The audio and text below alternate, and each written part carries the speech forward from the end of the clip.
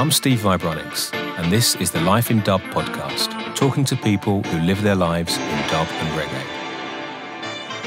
Episode number 23. Welcome to the 23rd episode of the Life in Dub podcast. I hope everyone's doing okay out there. As usual, I want to say a big thanks to all the regular listeners and all those that get in touch with comments and suggestions for Life in Dub. If you do want to get in touch, the easiest way is to email me at vibronics@gmail.com. There's really quite an archive of shows building up, and the best place to look back on these is at the Life in Dub website, which is not surprisingly lifeindub.com. There you'll find links to SoundCloud, Spotify, Apple Podcasts, and all the usual listening links. This week I want to talk a bit about the last release we put out on Scoops Records, the third reissue in the Gold Disc Classics series. This time we brought back probably the most popular track we've ever made, Rastafari with Professor Natty. Sorry to all the people that tried to get a copy of the 7-inch, but it took me totally by surprise to see them all sell out in a couple of hours. But fear not, we have ordered some more copies and they will be back in stock soon. The tune itself had a bit of a journey of its own before it came out in 2012, and there's a bit of a story behind it. You see, it started out as a remix that me and Richie Roots did for, of all people, the Fun-Loving Criminals from New York. Their drummer Frank is actually a Leicester guy, and he asked us to remix a track for them, so they sent over a vocal and we made this rhythm for it. But also around that time, we'd been organising regular dances with Shiloh Sound System in Leicester and had become friends with Professor Natty when he was their main mic man at the time. He offered to voice us a dub plate, so I gave him that rhythm that we'd just made for Fun-Loving Criminals, and he came back with this Vibronics special that went the V, the I, the B. And every time we played it, people would message me asking, what is this tune? The reaction was always great. So I called Prof and said we should try and make it into a releasable track. So what about fitting some different lyrics in that same style? And that's when he came back with the R, the A, the S, and the tune that we all know was born. And as soon as it released, people seemed to go crazy for it. It's definitely a commercial kind of jump-up tune, and musically it's a bit different to the deeper root stuff that Vibronics usually releases, but it became an instant hit, and it's still the tune I get most asked for. So thanks to all who contributed to it, to Richie Roots, to Professor Natty. It's great to see it living on, and like I said before, it will be back in stock soon. This week, my guest is Neil from King Shiloh Sound System. King Shiloh really need no introduction.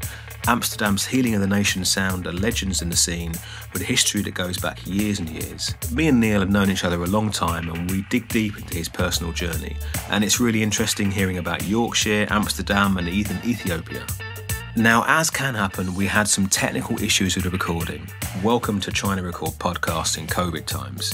So about 20 minutes in, we had to move over to the backup recording, and you'll really notice the difference at first, but please stay with it. I think you'll soon get adjusted and you'll carry on enjoying the Shiloh story. There were even crackles and problems in my recording here at the end, but we made it through. So enough of me, let's get on with the interview.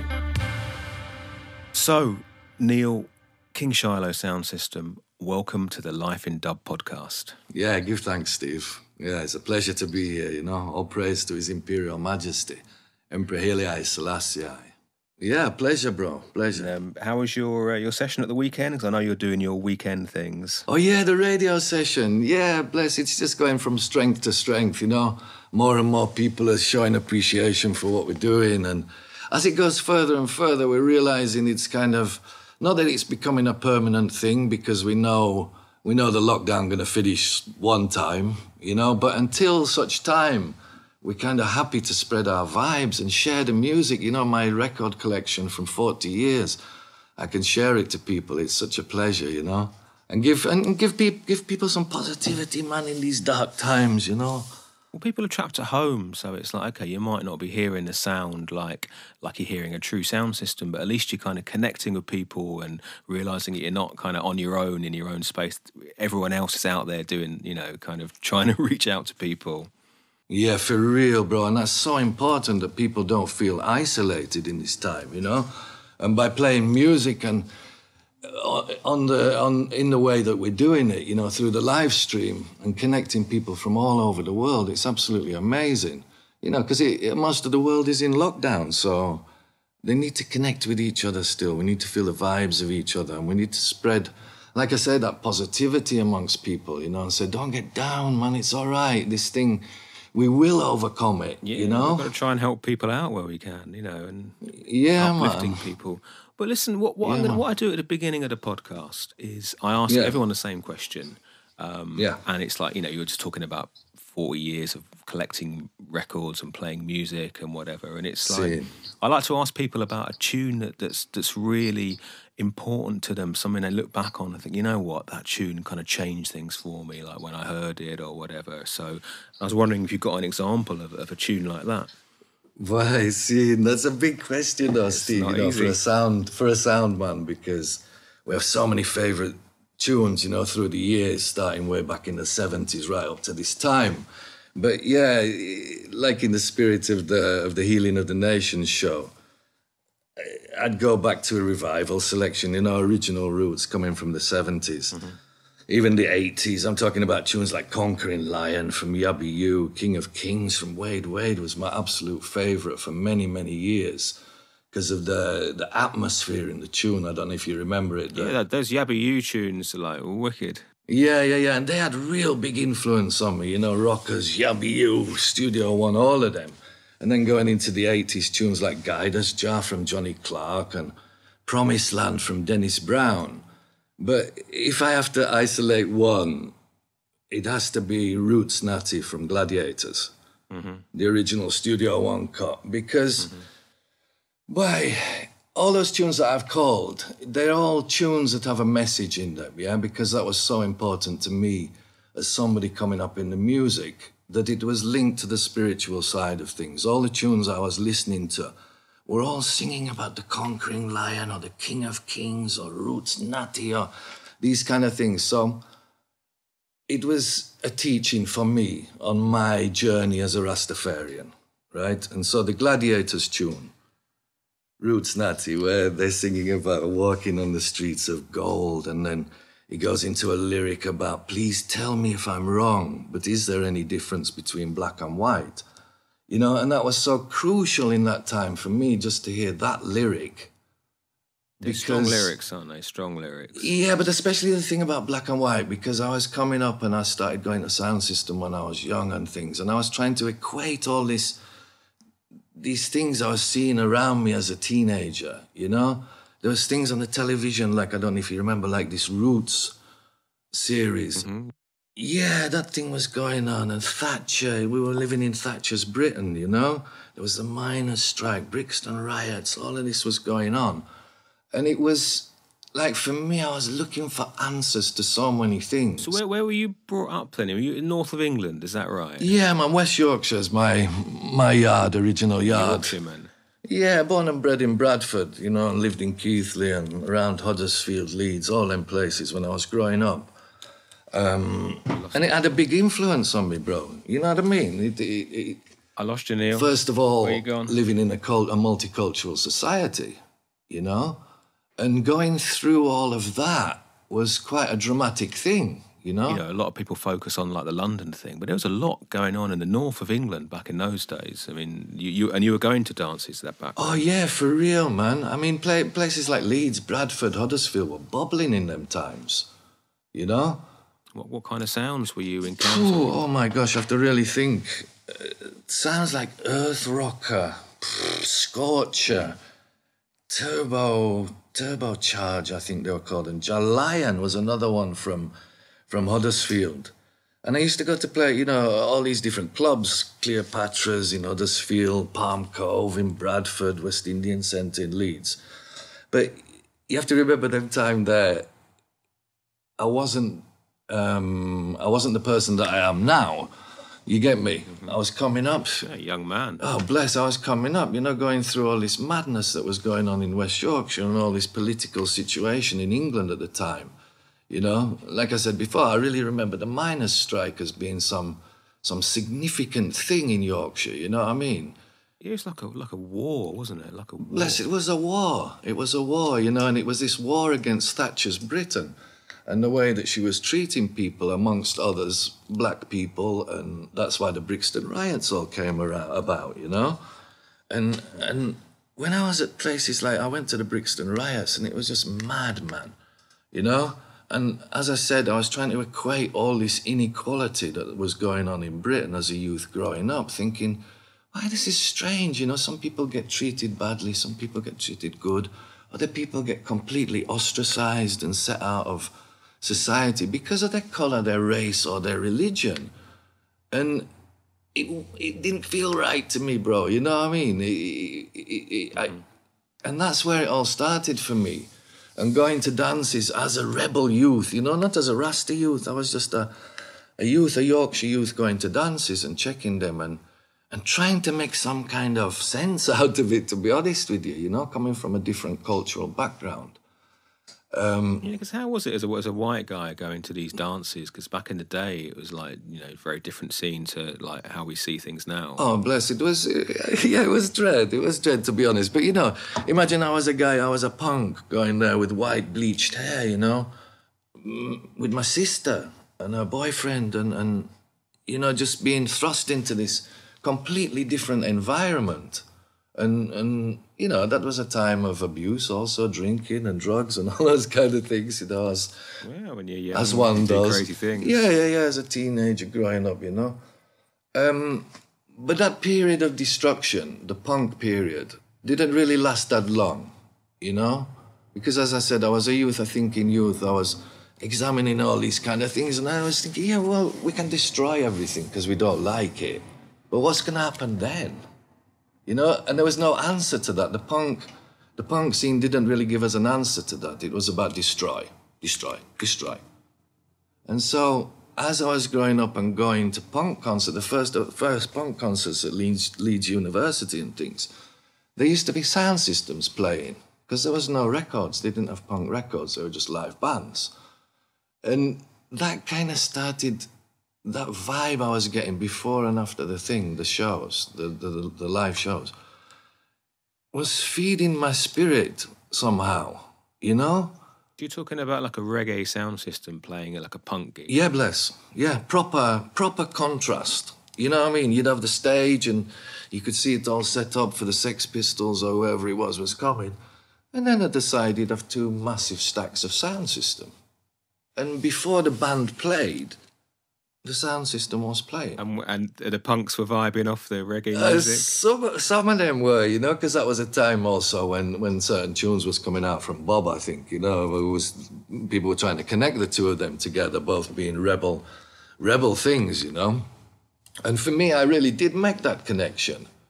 And it was the start of a long journey, my brother, you know, that I had to know what was behind the music. That was you love the bass, you love the whole atmosphere of it. But then, you know, in a place like Cleopatra's or Palm Cove, you could really feel it was something more than that. It wasn't just music, it was something more than that. And that's what started me on this long journey now to find out what is Rastafari. Because, you know, at that time, we're talking about sounds who were taking their name from Ethiopia or from His Imperial Majesty or from this and that. It was very late 70s, early 80s. It was very prominent in our roots music, you know? So... yeah, it was like a serious business. Yeah, really a serious business, you know? And for me, okay, some people just come and listen to music and really enjoy the music, but I was kind of so inquisitive, I suppose, that I had to find out what was behind it. So I started reading a lot, you know. Me and my brethren, ISC, and we used to watch all the videos, Deep Roots music, all those things that was around them time, you know? Because this is obviously, for people listening, so long before any kind of internet stuff. So you had to dig deep to kind of find information about stuff. It was like... For real, bless. For real. It was...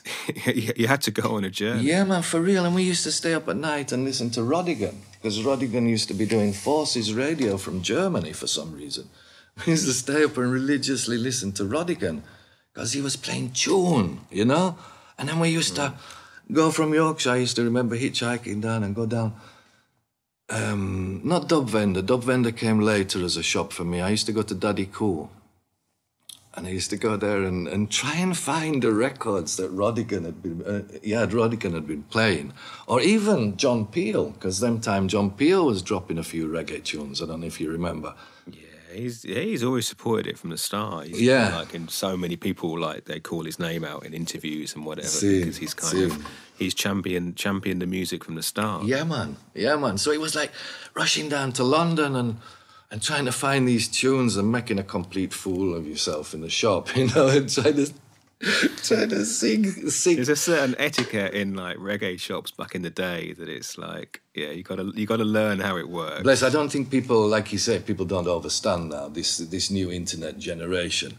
I can tell a kind of story. I used to work in a design office because that's what happened in my career. In my working career, I became a graphic designer, and I was living in London and working for a big design office in Notting Hill. So around the corner was Dub Vendor in Ladbroke Grove.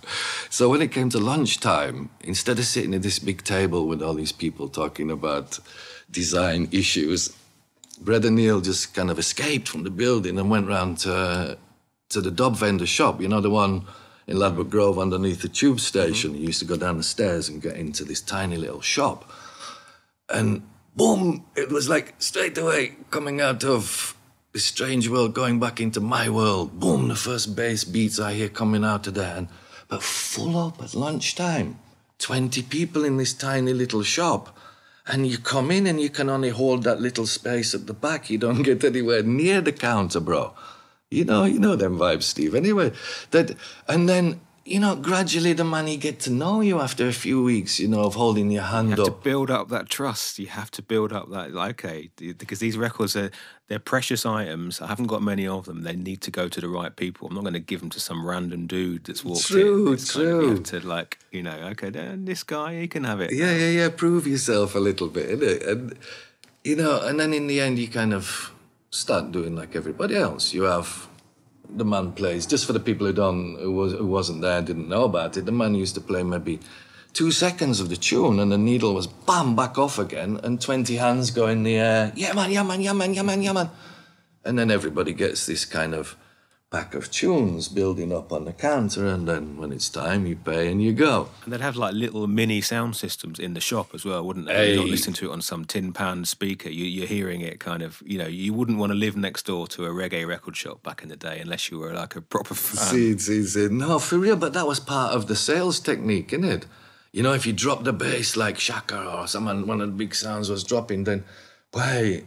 Yeah, man, that's it. I recognize it. Yeah, man, that one. And everybody go mad in the shop and it gets sold out. But that's how, to be honest with you, this big reggae collection I've got, this big collection of singles and original vinyl, 12 inches, comes from many, many, many years of standing in those shops, And it's so dread. You must look at the records and remember, like, I bought this here and I remember this going on. And it's like, because it's a mission to get those tunes. And it's like... each one's got a story, isn't it, I guess? Yeah, man, for real. I mean, Jamaica, we used to go and comb Jamaica, way back early days, even before the Japanese got there and bought everything. Me and my brethren, a couple of us, we used to go and really go across the island from town, city, village, everywhere, looking for any kind of vinyl we could buy. Did you find a few gems on those missions? Oh, of course, man. I mean, one of my favourite places, it was in Kingston in Halfway Tree Road, which is quite a dread place, hustle and bustle, busy, people everywhere. But it was a car parts place. And they sold, they had all, you could look in the shop and you see all shelves and there was all different car parts from different cars there. But there was a little sign as I was walking past one day and it said, records with an arrow. And I thought, records? In the car parts place. And I went in, bro, and the man, he had pure killer tunes, pure massive tunes, from the 70s, 80s.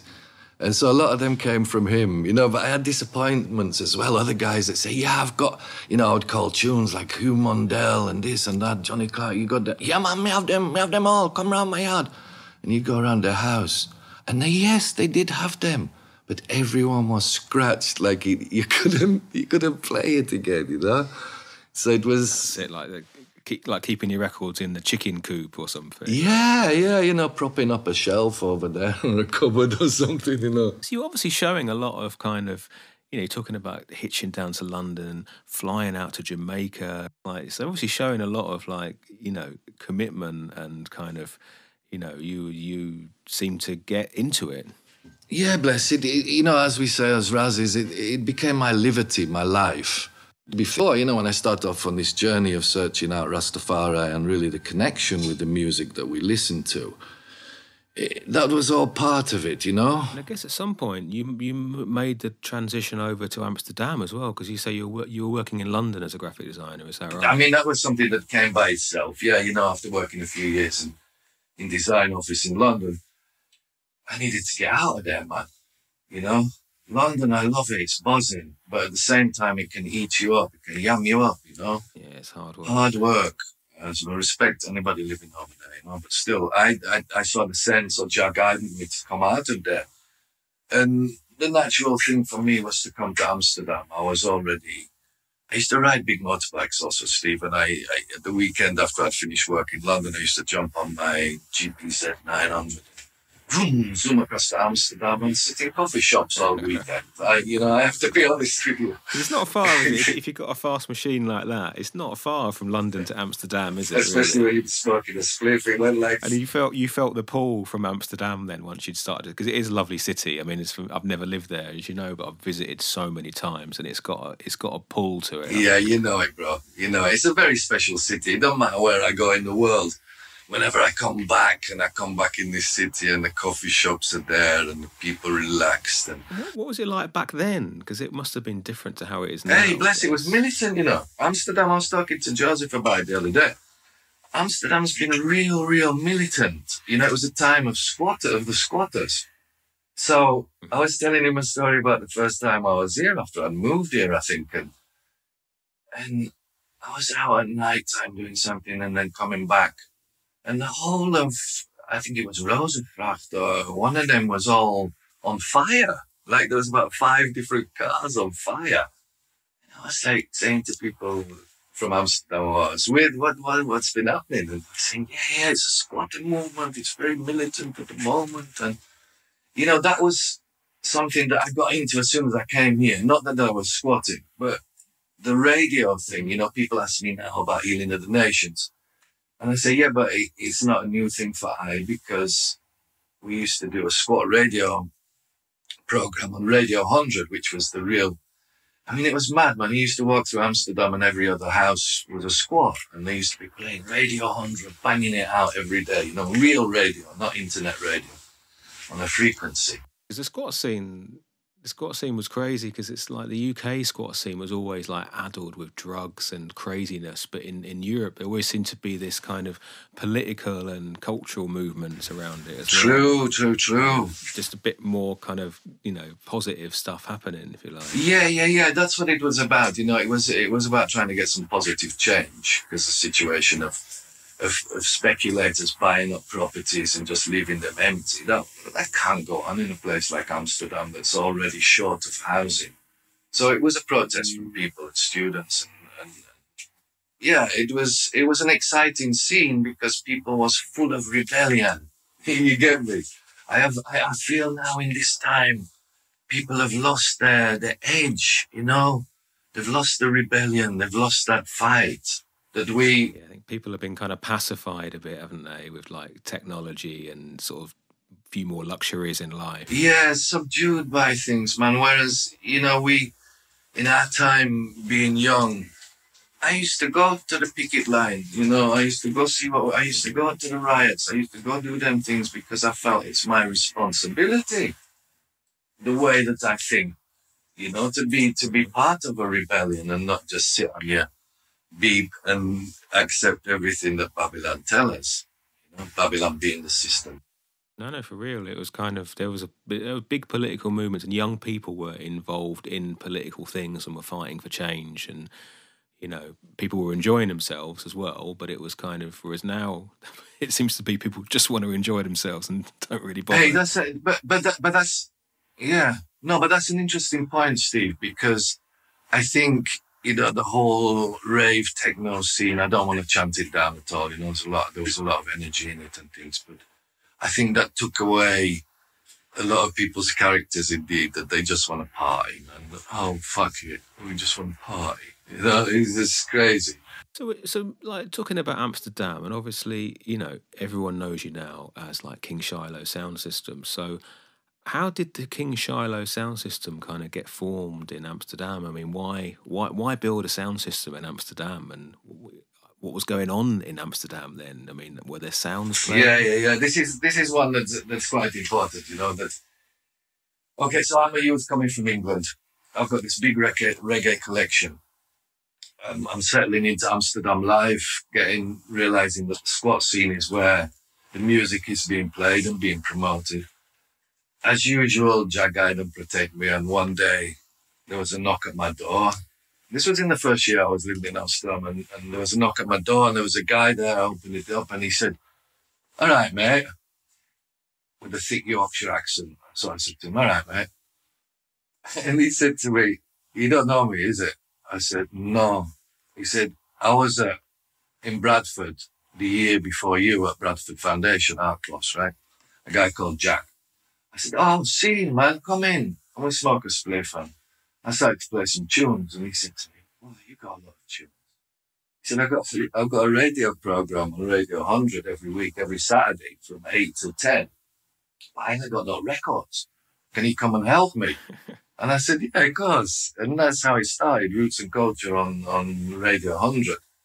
And it became really an institution for people. Every week people would sit by the radio to tune in. And then I was buying a lot of brand new tunes, from Dub Vendor and things, playing old tunes and stuff. So it was quite an exciting time, but it was also a time, you asked me why. Okay, so you've got this place, Amsterdam, herb shops everywhere, should be a reggae place, right? But it wasn't. It wasn't, bro. You could go in the shops, they'd have a red, gold and green thing flying above the shop. And you'd go in and you'd think, yeah, man, there's going to be my people. Oh, no, they're listening to some kind of weird something, Yeah, you're getting Hotel California playing or something in the reggae bar. And it's like, yeah. I remember going in the early 90s, going over to smoke back in the day and going to the reggae bar and it being not very reggae. No, so it became a mission. Music is a mission for me through the years. And it became a mission. There was a sound system here called Shashamane, big sound system, Suriname people. They had a big sound, and they were playing dancehall. They were playing a lot of slackness and dancehall. This combined with the coffee shops, combined with me playing on Radio 100, combined with the big reggae collection. That was the starting of King Shiloh. Yeah, I started bringing sounds from England, right? And at the very first dance, it's a sound, an English sound called Rastafari chant. It doesn't exist anymore, but anyway. There was this one guy came up to me, a dread, and he said, "Hey, brethren, are you going to do this more often?" And I said, "Yeah, for sure, bless. I'm starting a sound system too." And he said, "I'm a singer." I said, "Oh, okay, let's meet next week." We met next week and it was Red Lion. And we had such an airy vibe together, And I said... And still there to this day, isn't it? Still there. All of that, even Majestic B, because he was the one who came in I can't remember time scale, but me and Lion set it up and then B came in, So it was the three of us for many, many years. And that, I think, has been the strength of Shiloh, Well, I think people obviously see you selecting and whatever, but I think people have a sense that it's a family and they see that it's never one person there. There's always a group of people around the sound and around the control tower. I think that kind of family thing has always come across. Oh, give thanks. I'm glad to hear that, Steve, because it's very important to me, It's like often people see my face everywhere. They see... People maybe think it's just Brad and Neil, but it's not. It's a whole family. It's a team of people. It's been 30 years I'm working with Dub Creator, making rhythms and tunes together. It's not no new thing, Lyrical Benji, one of my first ever MCs.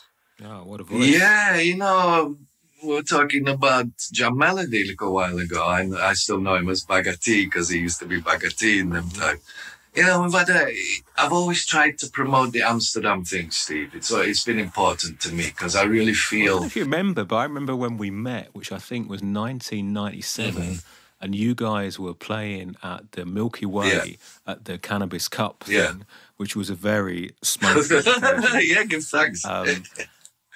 And I just started making music myself, and I started to do, and had this tour all around Europe, Yeah. and it was a total eye-opening experience for me. It was like, okay, so people do like kind of reggae music and dub music outside of the UK, Yeah, yeah, but boy, is it a different scene over here, yeah, and it's kind of, yeah. you know, when you think back to how the scene is now and how kind of developed it is, then back then it was like, you know, people liked the music, but there wasn't so much stuff happening then, was there? No, man, it was really the stone that the builder refused become the head cornerstone.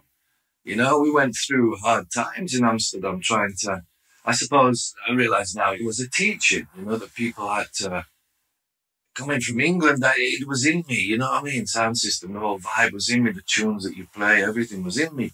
But for people here, they had to learn about it. And it was a very slow process that went through many different, you know, Jat take us through many different stages. And really, one of the biggest things was we got contracted to play Paradiso on Milky Way. Before and after every. It's like a legendary venue, Both, isn't it? I mean, both of them is probably the two most famous venues in Holland, and both in Amsterdam, within 200 meters of each other. You know, you've played in them. But we got contracted, you know, they started listening to, they heard us on the radio, they started seeing the record sessions we were doing, and said, yeah, we want you guys to be part of it, you know? And some persuasion from us as well. I think even maybe Lionel said, no, it was us that went to them and said, listen, you need a sound system to play before the band. Because as I remember it, he used to come in Paradiso, which is like 1,500 people capacity, and everybody was there just waiting until the road manager came on stage to introduce Burning Spear. And so, it was actually, we went to them and said, look, you need to have music as a build-up, as a warm-up. And so we started playing warm-up and after parties, so before and after the band. And after a while, I started taking my Tubby's preamp in there. Well, actually, right from day one, I took my Tubby's preamp in there and linked it into the Paradiso sound. It was more Paradiso in them times we played it. And people started to love it, you know, really love it, Steve. But there was something before, and especially after, you know, they just seen Burning Spear and they're all high. Usually they just used to get thrown out onto the street, and that's it, guys. And I'll come back next week and we've got culture. Instead. And also for Burning Spear to have a crowd that's warmed up of people that have started moving and whatever. It's like, you know, that's you're doing a good job for him as well, for the band.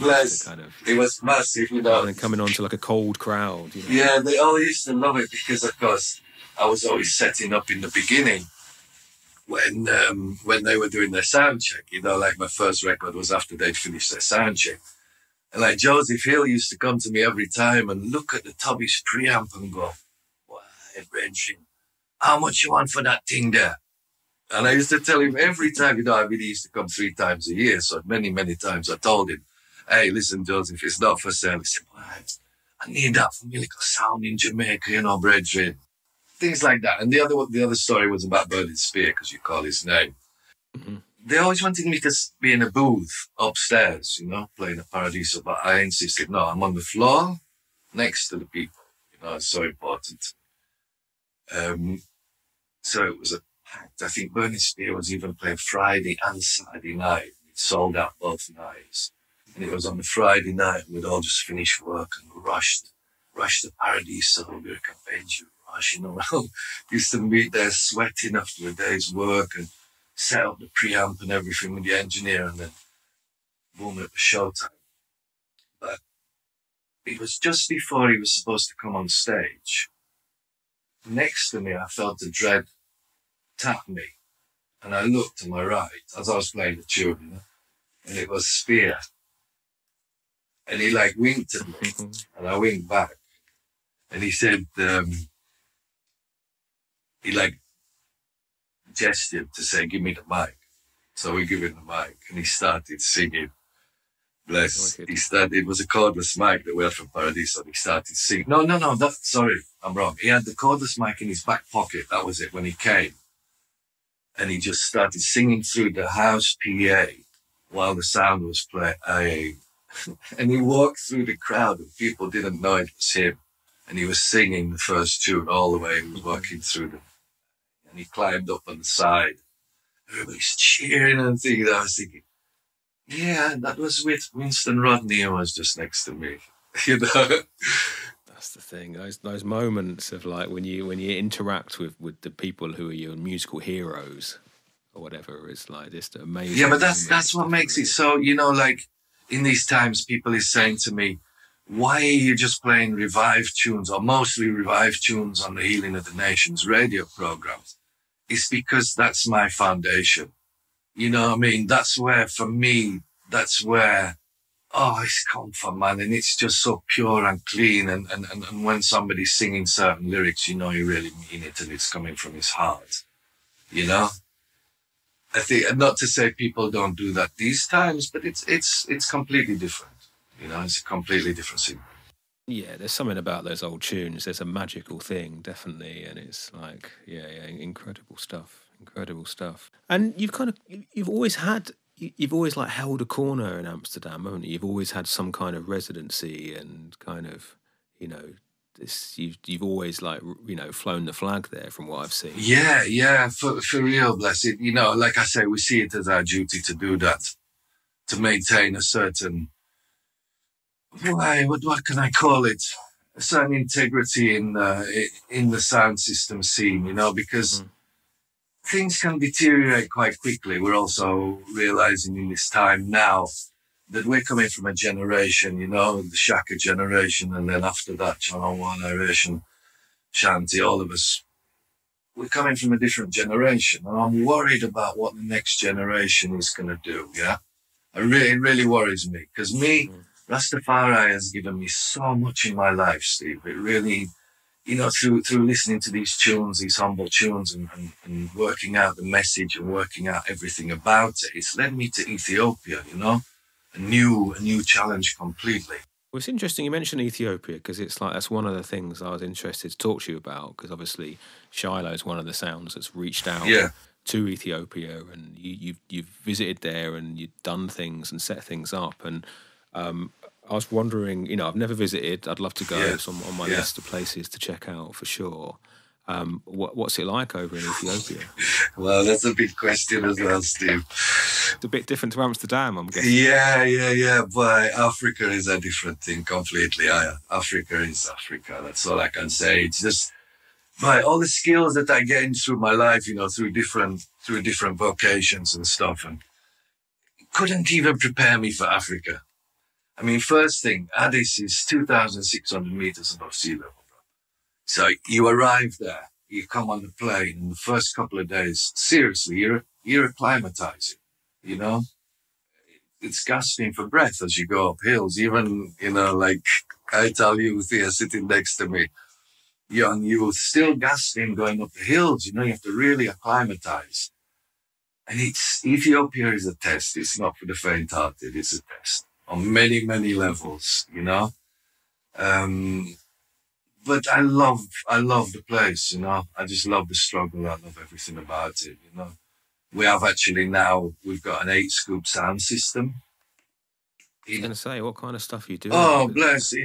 Everything's kind of ground to a halt, of course, because of this lockdown thing, because Africa's also in lockdown, you know. We're also wearing masks and all this kind of business.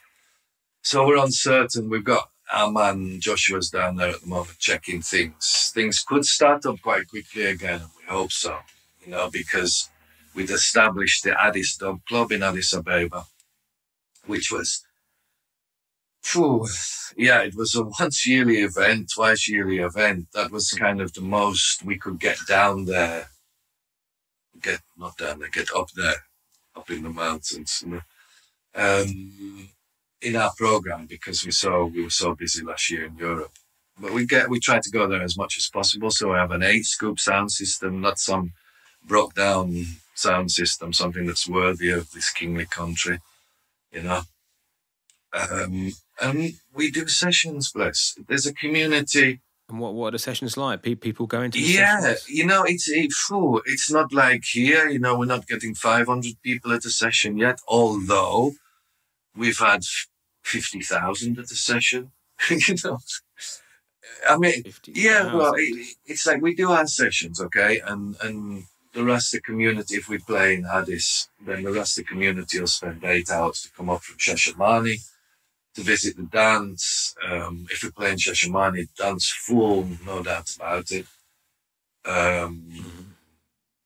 Yeah, that was one of the highlights when we played in Shashamane at Brother Desmond's yard, who was one of the pioneers, first settlers to go to Ethiopia many, many years ago. And he invited us to play in his yard, and we thought, yeah, we'll go and do it. We played on this sound called King's Highway Sound, an Irie Breda, but the sound's a bit broke down.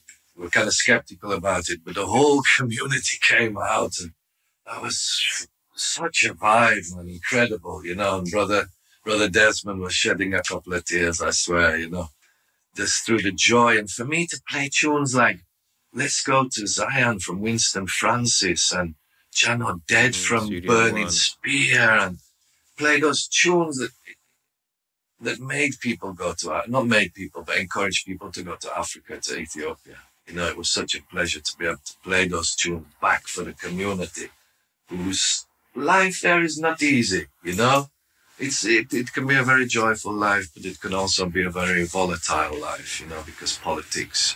I was going to say there's a lot of crazy politics going on there, and I'm guessing a disparity of wealth and kind of issues around moving around the country, all kinds of different sort of challenges, I'm guessing, are going on over there. Yeah, it is really. It gets worse, and then it gets better again, and then it gets worse again.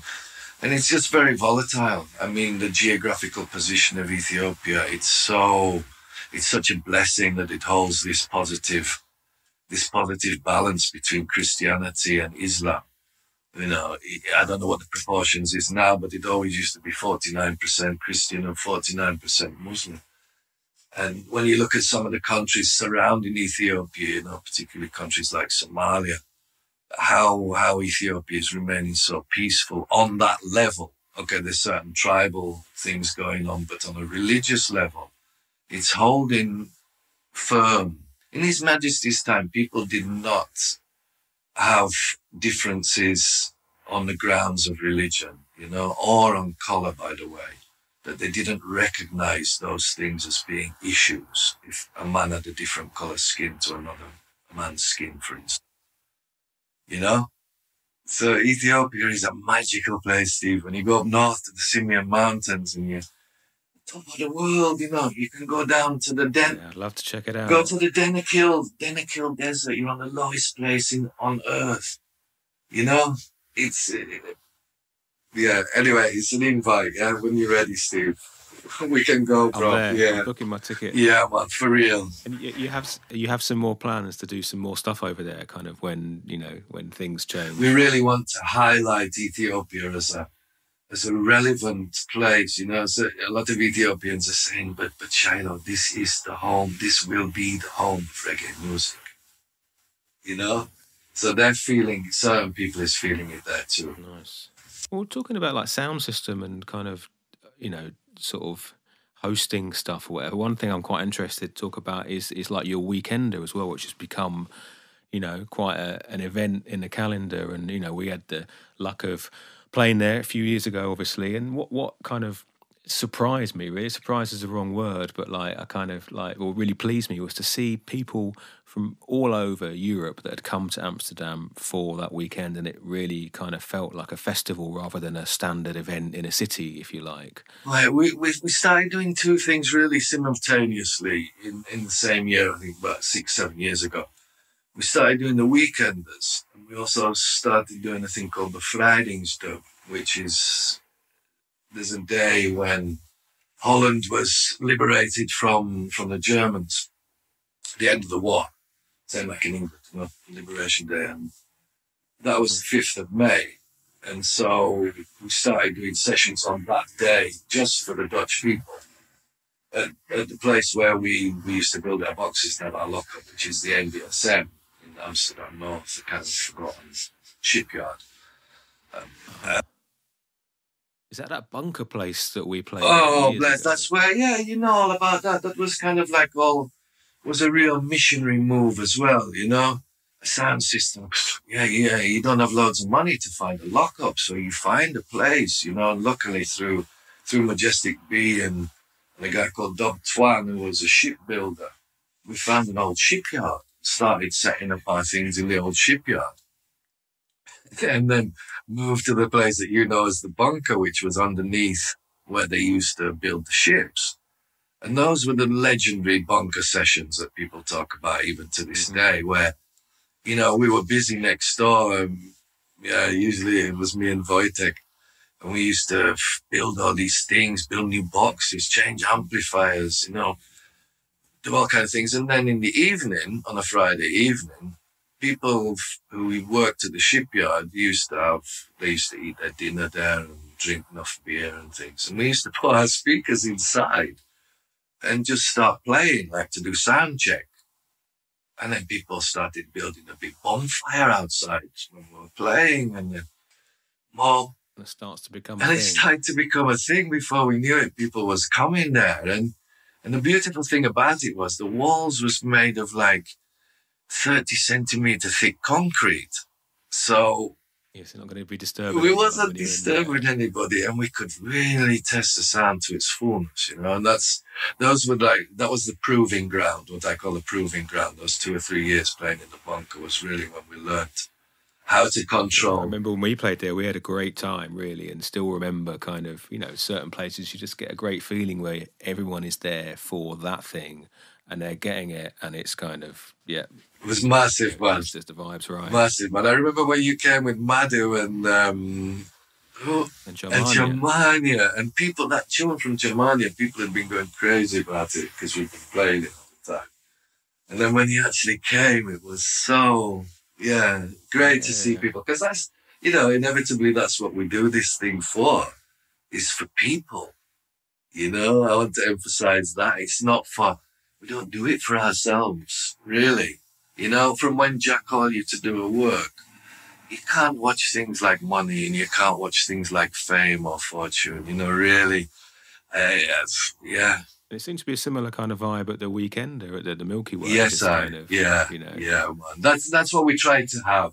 You know, we don't... Like a festival in the middle of the winter. I mean, that's what you want. Yeah, man, you know, we have to choose the worst date possible because the summer's full up of, you know, if people choose between going to Amsterdam and sitting inside somewhere in August, or they can go to South Spain or South Italy, you know, we can't compete with that, but we can give them the warmth in the winter, you know. How I remember it in Yorkshire. Yeah, it's tough, man, tough winters. Same in Poland, Matty. It's tough winters, it's snowing, it's cold. But it gives... When you get inside... It gives you some kind of extra vibe, you know what I mean? You've overcome something. Yeah, well, we're there, you know? We made it.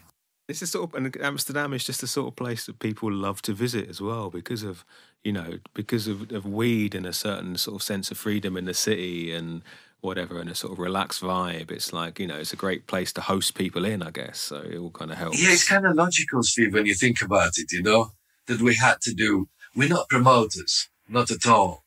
But still, through the years, the many years of treading these roads of Babylon, we learned many things along the way. You know, so it's just our little take on something. You know, 2 nights of sound system. We tried to keep one night a bit more revived and the other one new.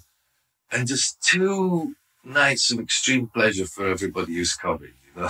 So it's about smoke your spliff in comfort, don't worry about nothing. Well, speaking of like sessions and stuff as well, as it's like, you know, you seem to have taken the sound all over, you know, especially all over Europe. I know you've been to UK many times with it as well, but really all over Europe, like all the time. And it's kind of...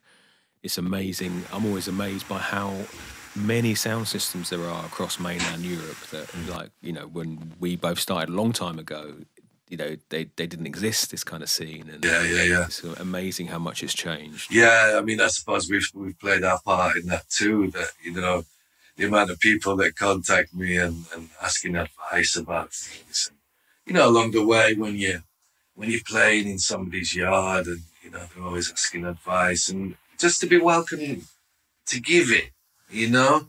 But you were determined to take the sound back in those days as well, and that wasn't, you know, it's quite a foolhardy thing to do, really, isn't it? It's like take a sound system to another country where people don't really know what they're going to be getting. True. But then again, it's going back to that thing what I said before. It's all or nothing for me. If I'm a sound system, I have to take my sound system. If I'm a Rasta man, I have to praise Jah. You know, there's no kind of like two ways about anything. And so from day one, we start taking us to places. It's never, most places in Europe, don't get me wrong. I was remembering, for instance, going to Roma, back in the day, you know, and playing at Village Globale. And already they had big sounds then in Rome. But it was still a big event for us to go there. You know, people was amazed, wow, all the way from Amsterdam. And them days we were getting, in Italy especially, very big crowds, you know, and then going, we used to do a tour. We used to go, where was it? Yeah, we used to drive all the way down to Lecce. You remember Lecce? Right down. Of course, in the south. Yeah. Salento region. First, it used to be Black Star Line, Marco. We used to organize it, right? I love Marco, by the way. We used to go to Bari and stop off in Bari after about 36 hours of driving from Amsterdam. I was going to say, it's a long old drive from Amsterdam to Bari. And we used to get caught by the cops and, you know, customs in between Switzerland and Italy. No, your truck's too heavy, go back. And what you got in there? Let's have a look. Let's get the dogs. So many of those stories. But we used to make it, you know, because Joe was guiding us. And then we used to go down to lectures, another 5 hours down the road, and play that. So that was the first Friday and Saturday. Then we used to hang around in the south of Italy, one of the most beautiful places in the world. Oh, for real. I love it. And then, I know you do. And then the next Friday, we used to play Napoli. Oh, no, first Roma on Friday. Another crazy place. Another crazy. And then, of all things, Napoli then, to finish it off. Naples. You know, this place, man, we couldn't leave our truck for 2 seconds, you know? It's like people wanted to steal it while we were driving it. Yeah, you got to be careful in Naples, definitely. And those roads, getting a big truck down those little roads. The massive, when they come to the session, they know how to enjoy themselves, you know? Yeah, I think the further you go down, the further south you get, you know, when you get to Sicily, you get really the ultimate, the big vibes. But yeah, those cities, Rome, Naples, massive, man. That's it. There's so much driving to get there, but when you get there, it's a great place to be, obviously. But it's like it doesn't come easy, that kind of journey, does it? No. But like I said, for me, it was always part and parcel of the job, I suppose. I never questioned it. You know, yeah, you're gonna get stopped by cops. You're gonna not have enough money to put gas in the truck. There's all kind of things you come across, man. It's incredible. You know, when they did eventually break in our truck in Napoli, in Naples, it was quite a drama, but because you have to go through all the insurance things, you know, the hire company, because we always use hire companies for the reason that we don't want the truck to break down, you know, and if it does break down, then we're guaranteed to get another one within an hour or something. You don't want to be stranded anywhere. No, but when they broke in Napoli, the company didn't even want to help us. They were like, no, you're on your own, mate. You shouldn't have gone to the Wild No, West. and I remember driving all the way back to Roma, like it's about a 4-hour drive, just to find a Mercedes dealer that was willing to fix all the windows that they broke and the lock on the back. You know, it's just drama things, man. But that's what we used to do in between playing at the weekends. You know, we were doing all that, eating good food and fixing the truck and repairing boxes as well. It was really, you know, basic things. And, you know, we just look forward to when we can do all this stuff again. Yeah, it's kind of dread, eh? I don't know, you know, I'm checking things, man, but it's really hard to say what will happen in the end. I don't know. I think it's some way of controlling us. I do know that. You know, my rebellious spirit is saying, no, watch it because Babylon is using it to control us. And my version on that is if you keep people like animals and you keep people caged up like animals, one day they're going to start behave like animals. And that means busting out of their cages. And you saw the first of it last weekend in Italy, right? In Naples, exactly the place we're talking about. They bust out and there was massive riots. And even the police was joining the protesters, apparently. Yeah, it's going to be some crazy times ahead, definitely, definitely. Well, listen, we've been talking a while now, and it's like, I mean, there's so many things. When you've got such a long life in reggae like you, there's so many things I'd love to talk about like the unique sound system design and the record label. I mean, there's just a million things, and the worldwide travels you've been doing. But we'll have to like save that for part 2, I think. So, hey, bless, yeah, you're on, because I'm always glad to share my experiences. Because, like I say, it's a teaching. You know what I mean? I'm not saying I'm the one who know everything, not by far, but I can share the experiences that we've been through as a sound system. What I'm doing at the end of the podcast is I ask all the guests the same question, which is like, I've got my book of dub and I'm writing everyone's name in it. I'm going to write Neil King Shiloh. And I wonder what you'd want written next to your name, something you'd want associated with the work you do, your own life in reggae.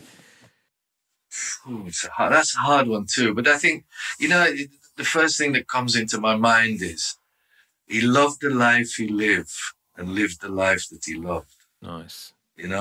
Wicked, yeah. I think that really, that sums it up for me, without being religious or whatever, just do that. Be true to yourself, people. I say to people all the time, just be true to yourself, When I get criticism for being a white man and being a Rastafarian and people try to test me on that issue, it's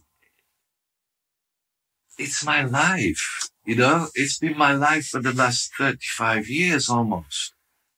So who are you to challenge me on that without asking me why? That's it. That the commitment you've shown to it. It's not like, oh, I'm just doing this thing lightly. It's a serious thing. I couldn't, Steve. You know yourself, bro. You know yourself. If in our scene, if you're not true to yourself, people will find you out. People would have found me out long ago and go, that white guy, he's just faking it or something.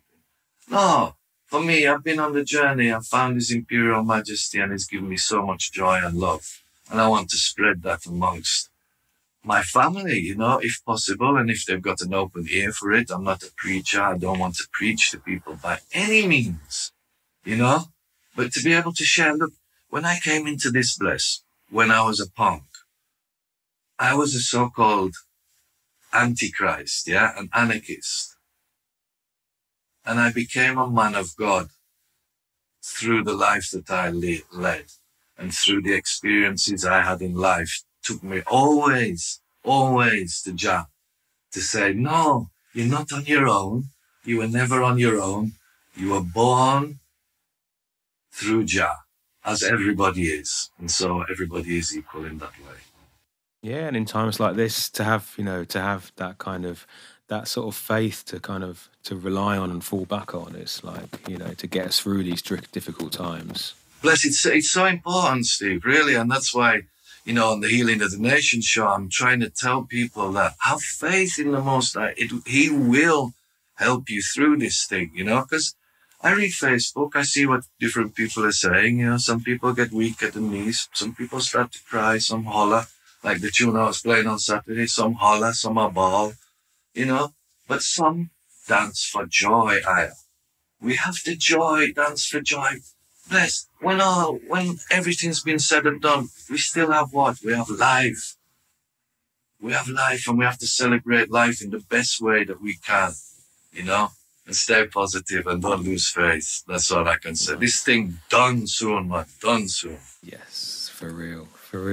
Well, Neil, that's a lovely place to leave it. That's like a great sentiment to leave ringing in people's ears, definitely. So just want to say thanks for taking part in it. Thank you too, Steve. It's a real pleasure, brethren from a long time. Yeah, definitely. Yeah, definitely. Man. From the first dub plates they used to send me on DAT. On DAT tapes. I can't even play them anymore, brother. They don't play it anymore. But that was a lot of, King Shiloh's selection in that period of time when we first started playing at the University of Dub and things. And I give thanks for that too. You know, you've always supported us and we've always supported you. Oh, no, definitely. I'd love to see that support from Shiloh, like from right back from the 90s. Definitely, Yeah, it's man. important to me, for sure. Yeah, man. Give thanks, Steve. A real pleasure, bro. Nice. Yeah, man. Thanks for joining me and Neil for this 23rd episode of the Life in Dub podcast. Don't forget to subscribe to Life in Dub wherever you get your podcasts to make sure you're up to date with each new episode. Again, if you like the podcast, do tell your friends and family about it. Share it and help spread the show far and wide and help get these stories out. All the info you'll need about the show is at the website lifeindub.com, and I'll see you all again in 2 weeks for the next Life in Dub podcast.